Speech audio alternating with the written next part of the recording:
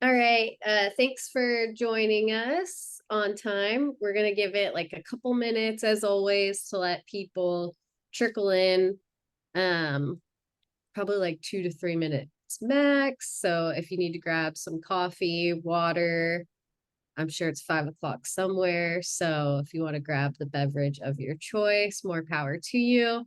And we'll just be here chatting until we take it live in about 2 to 3 minutes. We'll give it that.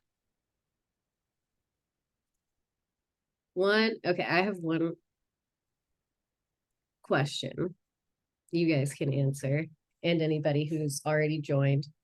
The new emojis. Have you guys seen the new head shaking emojis on iOS? Let me No. see if it'll show up in Zoom. I want to know I want to know how you interpret these. I think it'll let me pull them up. Because all the tag tells us is horizontal head shaking and vertical head shaking. Oops, I sent that only to you guys and I sent it to everybody. And I guess depending on which country you're in, that can have different meanings, right? Exactly. Maybe that's why they left it neutral. But he's got a little smirk, so I just want to make sure I'm using these appropriately. Oh, interesting. You see what I mean? Yeah. That's got a lot more like emotion behind it than just a head shake. I'm kind of taking it as like a or like a mm-hmm. hmm It's got a smile, so it implies that it's approval, it seems. There you go. It's approval. All right. Welcome to Stackhawk Office Hours. A little bit about these sessions before we dive in. So less presentation style with these. They're a little bit more in the technical weeds. It's a great time to ask questions, anything that you have struggled with, anything that you're trying to achieve. This is a great place to ask. Today's topic is specifically on scan discovery with the new capability that we have using HAR files and some updates to authenticated scanning. I'm going to kick it over to Brian in just a sec, but one quick poll, since a lot of this is around authenticated scanning. Just want to know, like, how is that going for you? Whether you're using the Stackhawk platform or maybe another tool. Swimmingly, obviously, is like you're doing great. Maybe you're just here to check out what's new, see how Stackhawk does it differently. Good, I think, is somewhere in the middle, like you've got it configured, but maybe there's some better options. Struggling, I think that speaks for itself. And then maybe you haven't got there yet. So just take a quick second to answer those. I'll leave it up actually while I let Brian take it over for some intros and an overview of the session. Awesome. Thanks, Nicole. So yeah, welcome to our office hours, scan discovery with HAR files and auth updates. Our speakers today are Dana White, senior software engineer, Casey Berg, our chief architect, Nicole, who you just met, our product marketing manager, and myself, Brian Erickson, senior product manager. So our agenda today, we're going to cover a bit of an overview of scan discovery. Why is it important? And how can Stackhawk help you set up scan discovery and automate it in your CI/CD? And then we'll jump into a couple of new features that we're introducing today. One is Casey walking us through HAR file scan discovery. And then Dana's going to walk us through some improvements to authentication to make setting up Auth and getting past Auth easier. Okay, so scan discovery, we can talk about this as path or route discovery. And why is it important? It really helps you identify all the accessible endpoints and functionalities of your application, um, including and especially those that are maybe not documented or potentially forgotten. A lot of times security breaches will occur because there are maybe overlooked or unknown parts of applications that people can exploit. So we want to discover all those, but also do it in an automated way so that we can identify all those testable paths and reduce the amount of manual effort that you have to go through to, find all of those and potentially introduce human error.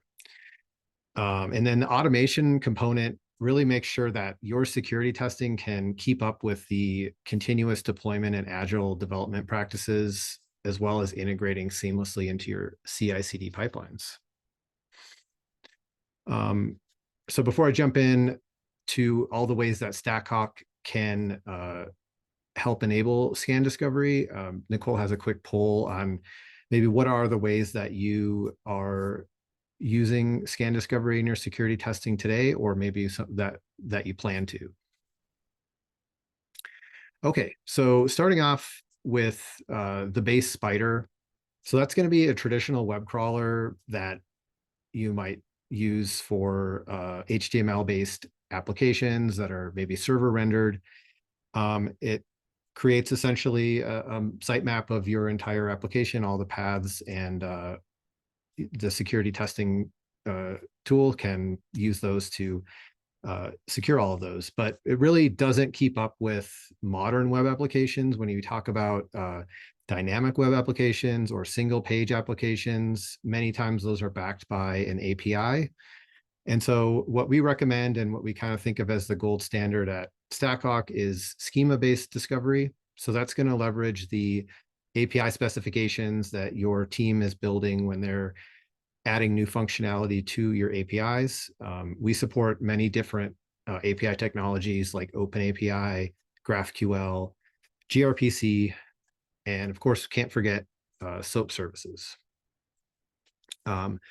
When maybe you don't have a schema available, but you are doing automated testing, such as integration testing for APIs or front-end testing with your QA teams or your development teams, we can use custom scan discovery. That's going to leverage tools like Postman, Cypress, Selenium, take the definitions for the tests that are run with those tools and use that to discover all of the paths and routes in your application. And that's great because that's typically continually updated by those teams. And so we can, always use a fresh version of that to ensure that everything is being covered. And finally, what we're going to cover, a new capability of StackHawk today, is HAR file discovery. So that's essentially the ability to record traffic from a browser session and use that for discovery. And that can be done in a manual way by clicking through and using a browser yourself, or it can also be done in an automated way, capturing the traffic generated by tools like we mentioned before. And that I'm going to hand over to Casey to give us a demo and talk a bit more about it. All right. Thanks, Brian. Share my screen. Okay. Hopefully I have my windows zoomed in enough here. We're going to start with, as Brian mentioned, the two types of HAR recordings, and a little background on these is we discovered people using our custom scan discovery said, hey, sometimes we want to capture traffic from tests that were run in a different place or maybe a previous step in the build.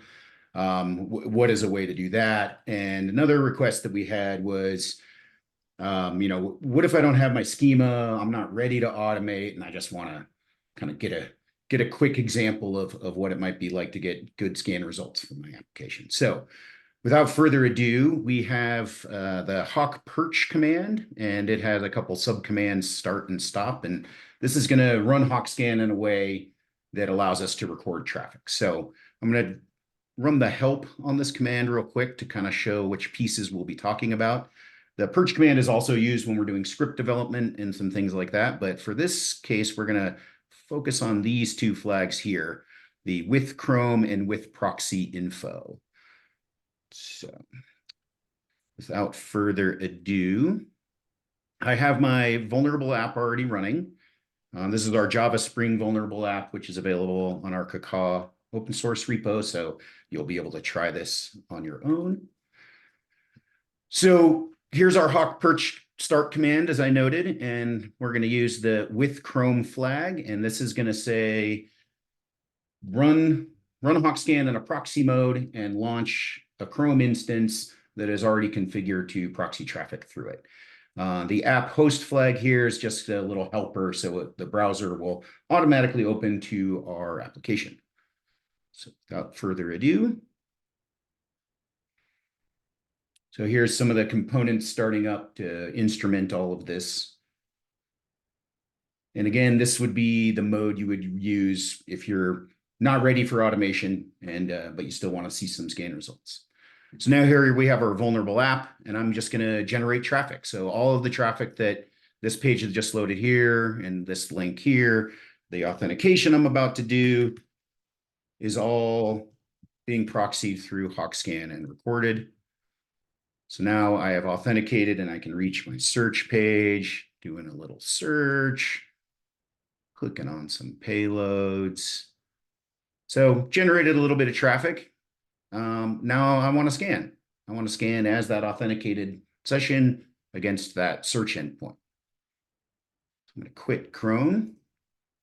And then here comes the second part of the feature. So as I noted, there's the Hawk Perch start, and now there's also a Hawk Perch stop. So we're going to tell HawkScan to stop recording, and we're going to use the HAR file flag to say where to write the file.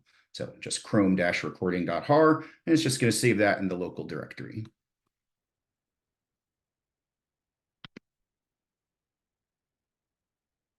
So here we can see we have a nice juicy HAR file. And for those not familiar, HAR is a HTTP archive. It's just a JSON format of all of the traffic captured. So now that we've done that, I'm going to show you real quickly the configuration file that we're going to use to conduct a scan. So in this case, you can see there's not a whole lot going on here. I didn't do authentication. I don't have a spider. I actually have the spider disabled, but we're using this new section of the config to point to the HAR file. In this case, because I'm going to show you two styles and I'm going to write two different HAR files, I have an environment variable set that we're going to use on the command line to say which recorded HAR file to use. Another nuance I'll discuss at the end here is what I'm doing with input vectors, but let's go ahead and do a scan. You can see what that's going to look like. So here's our Hawk scan command. Just specifying some environment variables, the app ID, the HAR file we just recorded, Chrome recording, and then of course pointing to the configuration file that we were just looking at. So let's go ahead and run.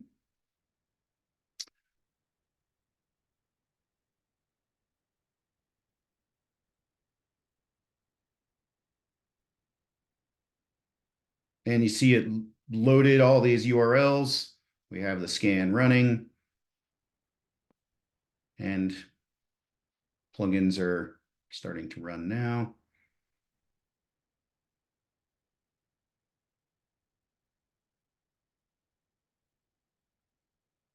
And we have some findings. Yep, and our scan's just about finished.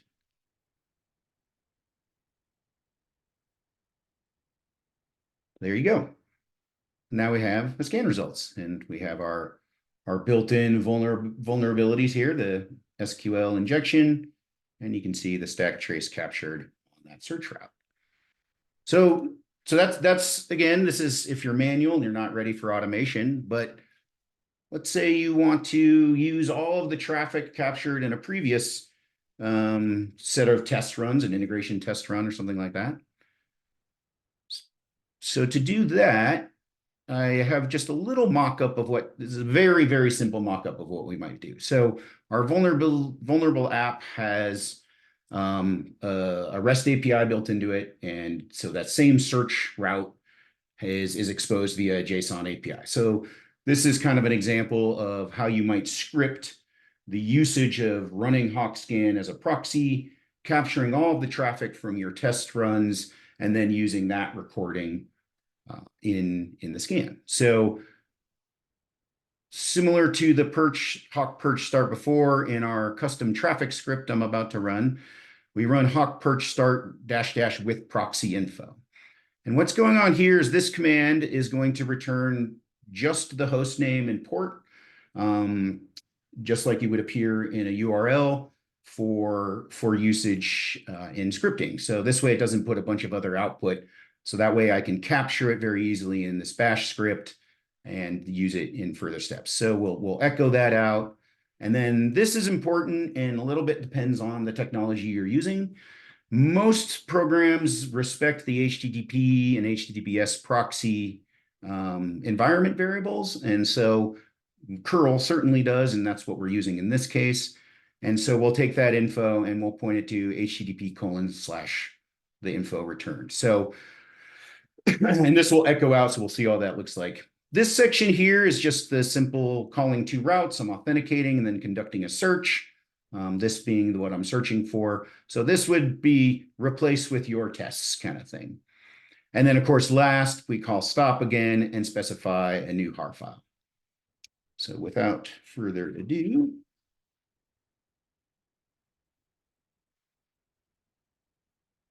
and these steps, this custom traffic step could, in theory, be run, in one build step, and then this file could be passed to another build step that runs the scan. So again, it's really a nice flexible way that we can accommodate how you're already running and not incur extra test runs and things like that.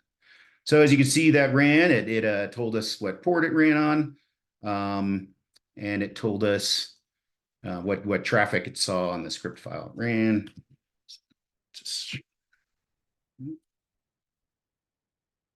And here's our script recording HAR, which is much smaller because with the browser, we were returning a lot of images and just capturing all that extra traffic. And this is just a couple of small JSON payloads. Now I'm going to run the same scan command essentially, except for I'm going to specify the other file that I just recorded with the custom script. So run that. And of course, because I have just the one route, we'll see significantly less paths, but I did specifically go to the search path, which should have the SQL injection vulnerability. So we should be able to see that. So here's our paths. You can see a much smaller list. And the plugins are running.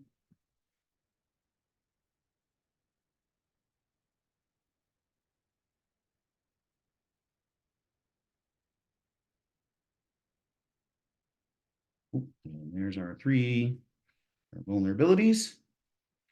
The scan's still actually running, but we can already start looking at them.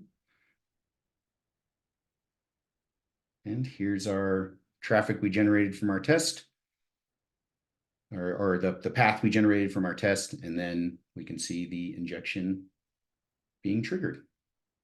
And our scan is just about finished.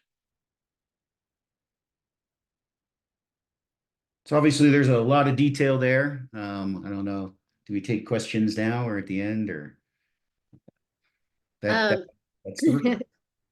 Yeah, if anybody has any questions, feel free to ask throughout the session. I know a couple people said that they're planning on using this new scan discovery method. So just let us know if you have any questions about what Casey covered, or just give us a thumbs up or a thumbs down, any sort of reaction to how you're feeling. We've got some supporting docs as well. I'll drop those in the chat now. So Casey, I have a question. Can this HAR file recording be used to get past your authentication? It can. So as you saw there, I just manually recorded authentication and then ran a scan. So the timing of that does become important because in the browser style, it actually was form-based authentication and used a cookie. And so as long as that session lives long enough between your two steps, between the recording and the scanning, it will work just fine. In the second scan, I actually used the vulnerable apps JWT authentication. So in that case, similarly, if the token doesn't expire between the recording and the scan, you can do that just fine. However, if you're doing more complex automations, these techniques, recording techniques, also work with our existing authentication styles. So for example, let's say you get a fresh JWT token for your test, and you run all your tests and you record all that traffic. You can import that, and if you configure in HawkScan the new sweet authentication stuff that Dana's doing, it will actually do that authentication and use that JWT token for the rest of the test, which is a pretty powerful combination.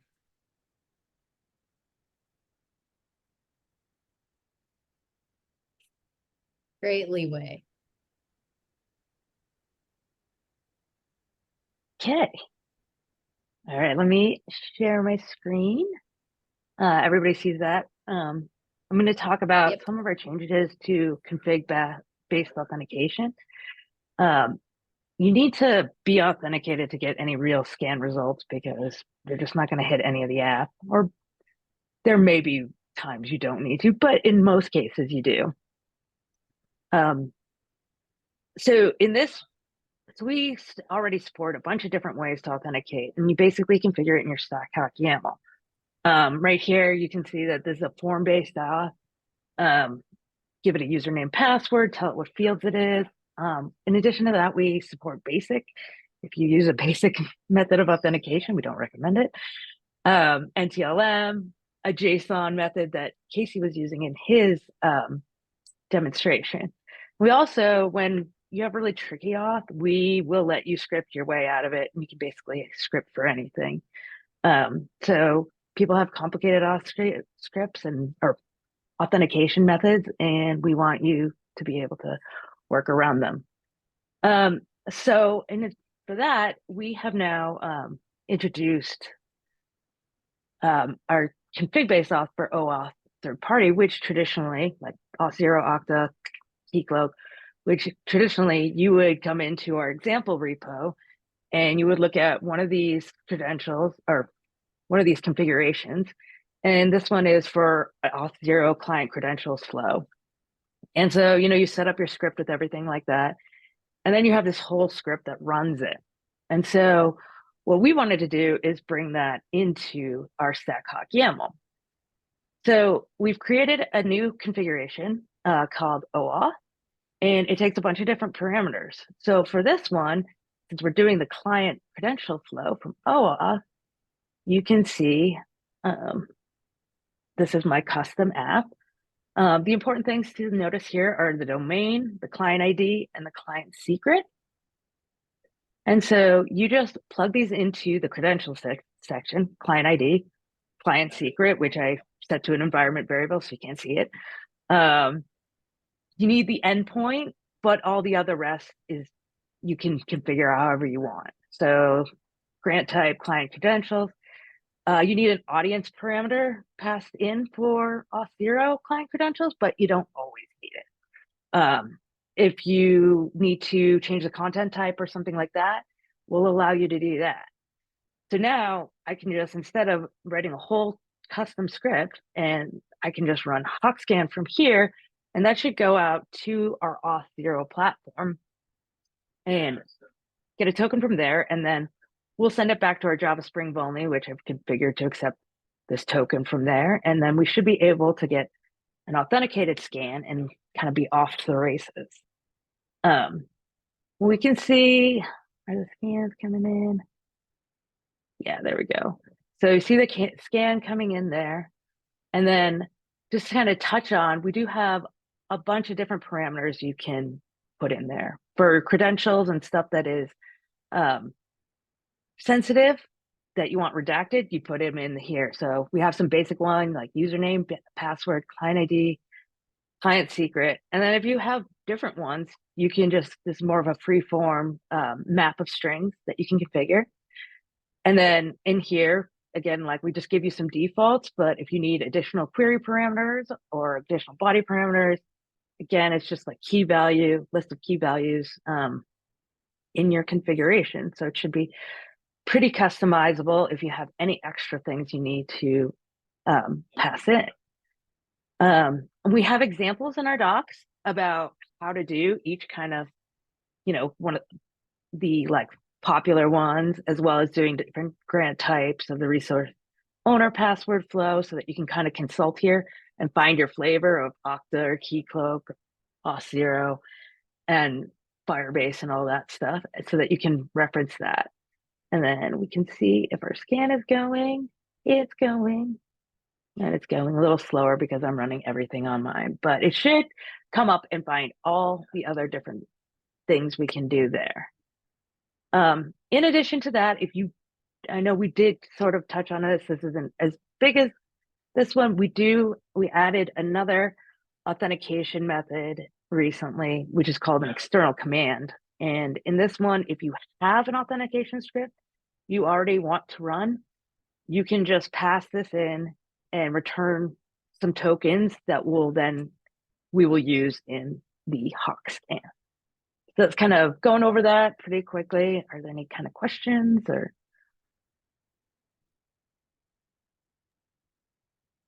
We've gotten a good response from a simple OAuth config. Great job. Cool, that's excellent. I mean, we just try to make it easier so that when you get into automation, you can just fill these things out, and then you won't have to include, the other session and auth scripts that you had to do before. So just get it down to one file. Less things are great. Awesome. Cool.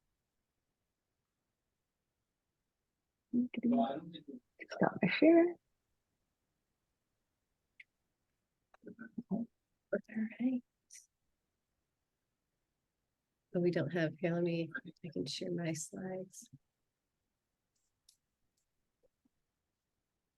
One sec. Got two windows going. Cool. Well, thanks, guys. Again, if there's any questions, feel free to pop those in, and we'll also share this out as well as the docs that support each of these functionalities after the session. And then I have a quick promo from the product marketing team. Let me jump into slideshow mode. So something else that we have coming soon that is not related to authentication or scan path discovery, but something we're super excited about is API discovery powered by Hawkeye. So this is a new functionality that will help you discover the running apps and APIs within your repositories. So basically we slurp in your repos and then use AI to suggest that this may be a running application or running API. We'll identify if you currently have it under test with StackHawk. And if you don't, then there are easy steps to get that configured under test. There's also some really great insights if you're like, I need a little bit more information about this, or I'd like to learn more. We'll pull up some activity on some code activity so you can see like when was the last time this was updated, who was it updated by. So if you need to do a little bit more investigative work, you can go directly to that team, find out some information, determine, is this something we need to get under test? What do we need to do about it? So really actionable steps. And then you also get an overall view of your attack surface coverage, which is kind of that little wheel of completeness, as we like to call it, up at the top in the image there. So that'll give you an idea of how many applications and APIs we've identified, how many are currently being tested, so you can weigh out what you have within your organization, within your repos, compared to what is continuously being tested for security vulnerabilities. So this is something we are actively working on and will be in beta soon. So if you're interested in trying it out, customers will get first priority. But if you're not a StackHawk customer yet and you still want to see it, give us some feedback, we would love that as well. So I'll follow this up.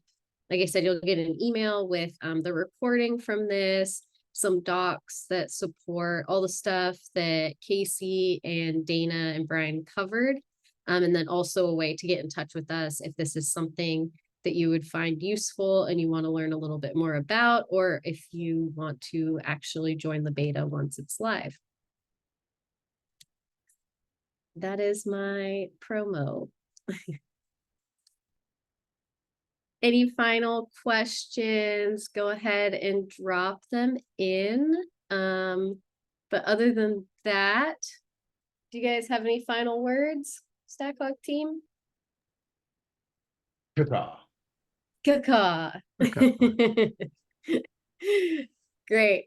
So again, these office hour sessions, we run them pretty much once a month on just different functionality that we have within StackHawk, typically something new. But if there's something that you would like to learn more about, something that you're trying to achieve, something that you're getting stuck on, let us know via intercom in the app. There's a little chat bubble that you can communicate with us through. How else can you get in touch with us? Oh, your customer success representative, David or Casey, are really great at relaying messages anytime that customers have questions and want to learn more. If you're not a customer yet, you can also use the chat on our website and let us know if there's something that you're interested in learning more about. But yeah, thanks for joining us, and we'll be in touch soon. Thanks, guys, for the demos and thorough overviews. Yeah, thanks, Nicole. And thanks for everybody that joined the call. Cool. Thanks, guys. We'll see you later. Bye. Nope.